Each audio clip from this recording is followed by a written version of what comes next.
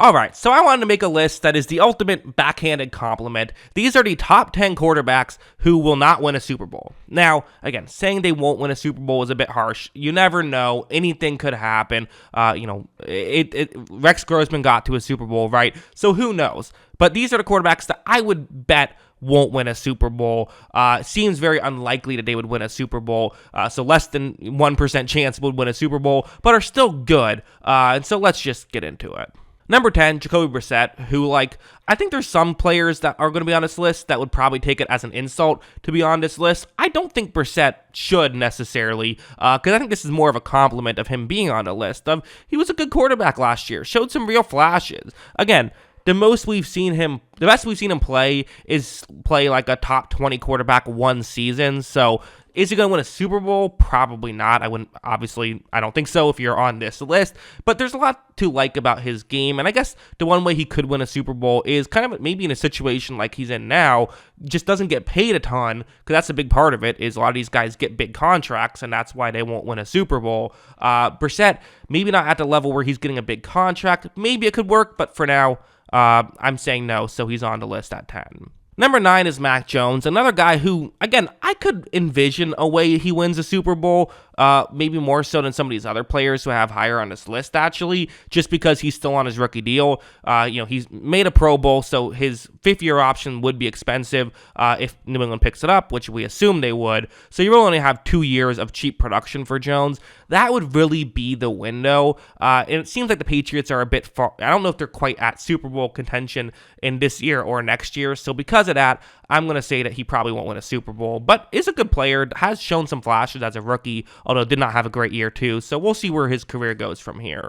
Number 8 is a quarterback who has actually been to a Super Bowl and nearly won it, so putting him on this list is definitely maybe a bit harsh, and he's been to another conference championship and nearly won that as well, but part of why he didn't win those games was because of him, and also I think being in San Francisco, it's such an anomaly and such a unique scenario. I think the real reason he wins the real reason he could win a Super Bowl, the real way he could win a Super Bowl would be going back to San Francisco probably. And obviously, just to be clear, when I say win a Super Bowl, I mean as a starter, not as a backup. So, for Garoppolo, he is a starter, should be a solid player for the Raiders, but it seems like he's good enough that he still gets paid quality money, but he's not good enough to, I think, completely elevate his team if he's getting paid quality money, unless it's in just a perfect scenario like San Francisco was, which he's no longer in. Number 7, I do have Daniel Jones. I think he's a good quarterback. I do. There's plenty to like about him,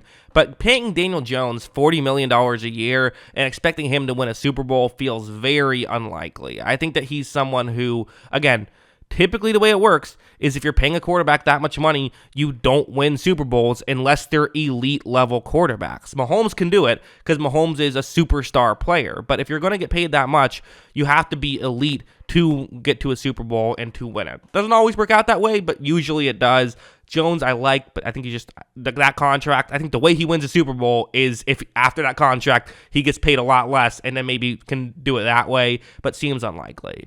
Number 6, we're getting into the list. I think we're getting to the point where it's more of an insult to make the list than a compliment. As Jared Goff, someone who, honestly, if he's going to win a Super Bowl, this might be the year, because it's the last year of his deal. The Detroit Lions are a team that feels like they can compete right now. They're a very good roster, and there is a weak NFC, but I just don't really see it happening with Goff. I just don't. I think he's a good player, but again, is he good enough to be a top 5 quarterback in the NFL at this point in his career? I just don't know. He's pretty much consistently we've seen him have some very good box score stats throughout his career, and again, there's things to like about Goff for sure. He's on this list for a reason. He's very good, but is he going to elevate his team enough to get to the Super Bowl? I don't think so. I think it'd be very difficult and probably take a lot to go right. Let's not forget the 1 year he went to a Super Bowl. They lost it because of his poor play mostly. That was the main reason they lost. And B, they got there due to a very bad call against the Saints. They probably shouldn't have gotten there. Listen, he did some nice things to tie up the game, get them to the Super Bowl. He deserves credit for all that. But at the end of the day, I think that just because you've been to a Super Bowl, that was on his rookie deal as well. I think now that he's getting paid, I just don't think it's going to happen. I could be wrong, though. But, yeah, that's just how I view it. Number 5, Ryan Tannehill, who, again, someone I like as a player. Like, again, I think people say I'm too low on Jared Goff. I might be.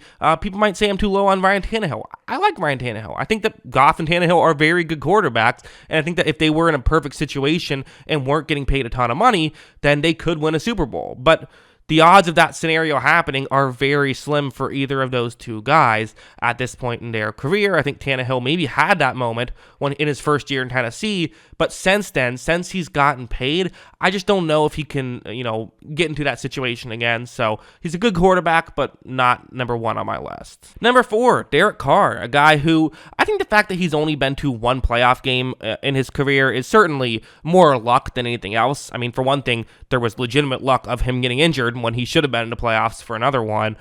So that was just unfortunate. That was maybe the one year you'd look towards his MVP candidate year. But since then, we haven't really seen him be an MVP candidate. We've seen him be a good player. We've seen him be a quality player and definitely someone you like on your roster. But if you're paying him good money, which the Saints are, can he get you over the hump to a Super Bowl? Seems unlikely, so I'm putting him here. Good player, deserves to be high on the list, but he also deserves to be on the list. Number 3, Dak Prescott is a guy who people keep predicting his team to win the Super Bowl, so maybe one year it'll happen. I don't know. But again, in a similar vein to some of these other guys like Goff, like Tannehill, to me these guys are all in the same tier. I would say Daniel Jones all the way, all the way through number 2. I would say are all guys I would consider in the same tier. But for someone like Prescott, getting paid a good amount of money and on that contract, oftentimes you don't win a Super Bowl like that way, right? Like I said, Prescott has played fine in the playoff games and has shown flashes. I guess, see him maybe going on a Stafford-esque run where he just gets hot like we've seen him do at times and maybe plays, 4 good playoff games. I think this year could be the best chance he has at winning a Super Bowl. Like I said, similar to Goff, weak NFC, very good talent around him. Could this be the year? I wouldn't bet on it. I'm putting him here. Deserves to be high on the list, but deserves to be on the list. Number 2, I think Vikings fans will agree with this one. That's kind of what I like about, for whatever reason, it feels like Vikings fans with the Kirk Cousins contract kind of get it. Whereas a lot of, I think, other teams don't get it with their quarterback. I'm like, no, Kirk's very good. We all like Kirk. He's just getting overpaid, and it's hard to win a Super Bowl that way. It's hard to get a complete roster, and he's not a good enough player to win a Super Bowl without a complete roster. So because of that, you kind of get stuck in this no man's land of consistently being good. And again, the way you could do it would be a year like this year where you kind of, maybe get a little lucky to get 13 wins, but still have a good team, and maybe you get hot at the right moment. The issue is Cousins also has a history of not always playing great in big moments, which also makes it tough. But he's a very good quarterback. Does a lot of really nice things. He's just probably never going to win a Super Bowl. And number 1, I do have Geno Smith, who I thought was, again, he was an MVP candidate last year. So there's maybe a way where he can get to the next level and become a great quarterback. But as of right now, I think that he's a very good quarterback. I like him a lot. I just don't think he's going to win a Super Bowl in Seattle. I think he's going to remain this caliber, which is very good, but probably is going to get you to the playoffs consistently, but not get you to the promised land at any point. But yeah, I mean, hey, the reality is I listed 10 starting quarterbacks. The chances are one of those guys is going to win a Super Bowl, but the chances are that each individual one probably is not going to win a Super Bowl, if that makes sense. So yeah, those are my thoughts. What are yours? Let me know in the comments below. Always love hearing from you. And of course, as always, thanks for watching.